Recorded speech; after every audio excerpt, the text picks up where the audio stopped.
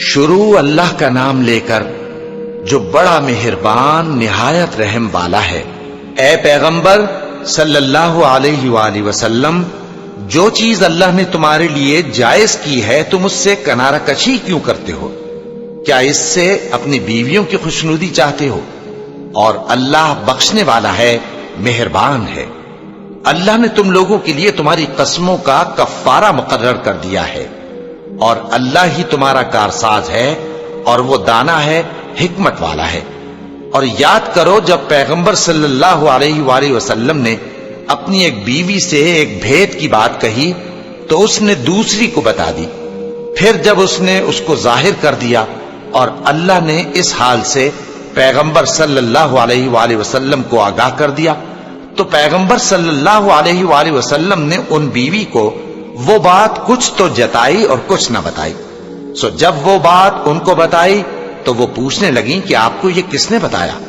فرمایا کہ مجھے اس نے بتایا ہے جو سب کچھ جاننے والا ہے، خبردار ہے۔ اگر تم دونوں اللہ کے آگے توبہ کرو تو بہتر ہے، کیونکہ تمہارے دل مائل ہو ہی گئے ہیں۔ اور اگر پیغمبر صلی اللہ علیہ وآلہ وسلم کے خلاف باہم اعانت کرو گی تو اللہ اور جبریل اور نیک کردار مسلمان ان کے حامی اور دوستدار ہیں، اور ان کے علاوہ سب فرشتے بھی مددگار ہیں۔ اے ازواج نبی، اگر پیغمبر صلی اللہ علیہ وآلہ وسلم تم کو طلاق دے دیں تو عجب نہیں کہ ان کا پروردگار تمہارے بدلے ان کو تم سے بہتر بیویاں دے دے، مسلمان، ایمان والیاں، فرما بردار، توبہ کرنے والیاں، عبادت گزار، روزہ رکھنے والیاں، شادی شدہ اور کنواریاں۔ مومنوں، اپنے آپ کو اور اپنے اہل و عیال کو اس آگ سے بچاؤ جس کا ایندھن آدمی اور پتھر ہوں گے، اور جس پر تند خو اور سخت گیر فرشتے مقرر ہیں۔ وہ کسی حکم کی جو اللہ ان کو دیتا ہے نافرمانی نہیں کرتے، اور جو حکم ان کو ملتا ہے اسے بجا لاتے ہیں۔ کافرو، آج بہانے مت بناؤ، جو عمل تم کیا کرتے تھے انہی کا تم کو بدلہ دیا جائے گا۔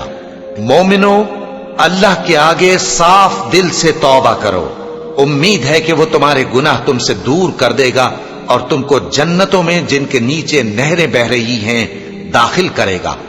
اس دن اللہ پیغمبر صلی اللہ علیہ وآلہ وسلم کو اور ان لوگوں کو جو ان کے ساتھ ایمان لائے ہیں رسوا نہیں کرے گا، بلکہ ان کا نور ایمان ان کے آگے اور داہنی طرف روشنی کرتا ہوا چل رہا ہوگا، اور وہ اللہ سے التجا کریں گے کہ اے پروردگار، ہمارا نور ہمارے لیے پورا کر اور ہمیں معاف فرما، بے شک اللہ ہر چیز پر قادر ہے۔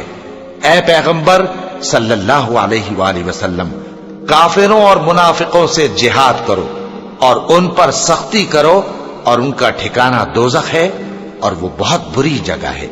اللہ نے کافروں کے لیے نوح کی بیوی اور لوط کی بیوی کی مثال بیان فرمائی ہے۔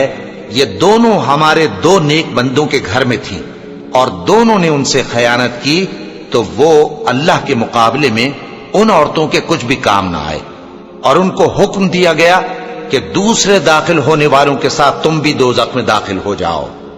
اور مومنوں کے لیے ایک مثال تو فرعون کی بیوی کی بیان فرمائی کہ اس نے اللہ سے التجا کی کہ اے میرے پروردگار، میرے لیے بہشت میں اپنے پاس ایک گھر بنا اور مجھے فرعون اور اس کے عمل سے نجات بخش اور ظالم لوگوں سے مجھ کو چھڑا لے۔